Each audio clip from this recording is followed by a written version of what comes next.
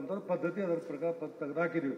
ಮತ್ತು ರಿಪೀಟ್ ಆದಾಗ ಏನಾರು ಆದಾಗ ಅದ್ರ ಬಗ್ಗೆ ನಾವು ಕ್ರಮ ತಗೊಳ್ತೀವಿ. ಪ್ರತಿ ಬಾರಿ ಹಿಂಗೆ ಮಾಡ್ತಾರೆ ಅವರು, ಹ್ಯಾಬಿಚುವಲ್ ಅಫೆಂಡರ್ ಅವರು, ಪ್ರತಿ ಬಾರಿ ಮಾಡ್ತಾರೆ.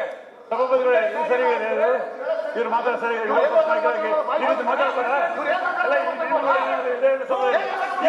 ಅವರು, ಈ ರೀತಿ ದೌರ್ಜನ್ಯ ಮಾತುಗಳು ನಾವು ಮಾತಾಡ್ತಾ ಇದ್ದಾರೆ. ಈಗ ನೀವೇ ಅವ್ರ ಬಗ್ಗೆ ಏನು ನೋಡ್ಬೇಕಷ್ಟೇ, ಅವ್ರು ನೋಡೋದು ನಾವೀಗ ನೀವೇನು ದಬ್ಬಾಳಿ ಮಾತಾಡ್ತಿದ್ದವರು ನಾನು ಪ್ರಪೋಸ್ ಮಾಡ್ತೀನಿ, ಹೊರಗೆ ಹಾಕಿ ಅವ್ರನ್ನ, ಹೊರಗೆ ಹಾಕಿ ಅವ್ರು.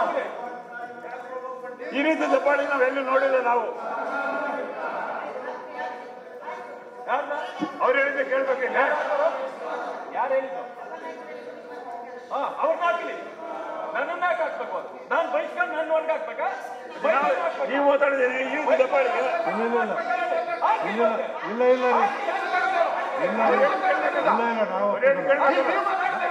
ನೀವು ಕೂಡ ಕೇಳ್ಬೇಕಲ್ಲಿ ಮಾತು. ನೀವು ನೀವು ಮಾತಾಡ್ಕೊಂಡ್ರಿ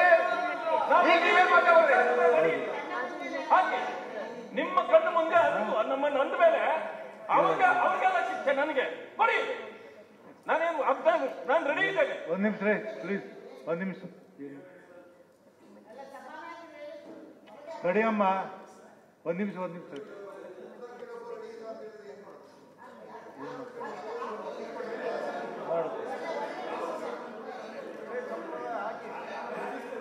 ಅಷ್ಟೆಲ್ಲ ಪೀಠದಿಂದ ಸೂಚನೆ ಕೊಟ್ಟಿದ್ದು ಸಹಿತ ನಾವೇ ದಬ್ಬಾಳಿ ಮಾಡ್ತೀವಿ ಅಂದ್ರೆ ಅದಕ್ಕೆ ಹೇಳ್ತೀನಿ. ನಮ್ಮನವ್ರಿಗೆ ಯಾಕಂತ ಹೇಳ್ತೀವಲ್ಲ, ಪೀಠದ ಏನು ಅಲ್ಟಿಮೇಟ್ಲಿ ಪೀಠ ಏನು ಹೇಳಿದ್ರು ಅದನ್ನ ಕೇಳ್ಬೇಕು ನಾವು. ಇದು ನಿಯಮಾವಳಿಗೆ ನಾವು ಪೀಠದ ಮೇಲೆ ಕುಂದ್ರೆ ಅನೇಕ ಸೂಚನೆ ಕೊಟ್ಟಿದ್ದೀವಿ, ಪಾಲಿಸಬೇಕಲ್ಲ ನಾವು.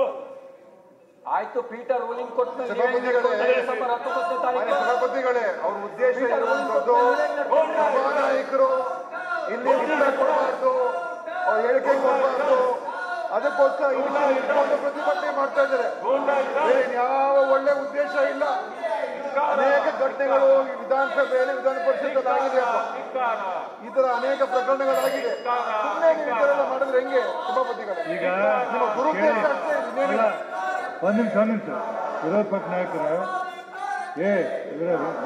ವಿರೋಧ ಪಕ್ಷ ನಾಯಕರ ಯಾರ ಏನು ಹೇಳಿದ್ರು ಸಹಿತ ನಾನು ನಿಮ್ಮ ಇದನ್ನ ಮಾಡಕ್ ಹೋಗುದಿಲ್ಲ. ಅವ್ರೇನು ಬೇಕಾದ್ರೆ ನಿಮ್ಮನ್ನ ಹೊರಗೆ ಹಾಕೋದ್ರಿಂದ ನಾವು ಒಪ್ಪಂಗಿಲ್ಲ. ಬಟ್ ಏನಂದ್ರೆ ವಿರೋಧ ಪಕ್ಷ ನಾಯಕ ತಡೀರಿ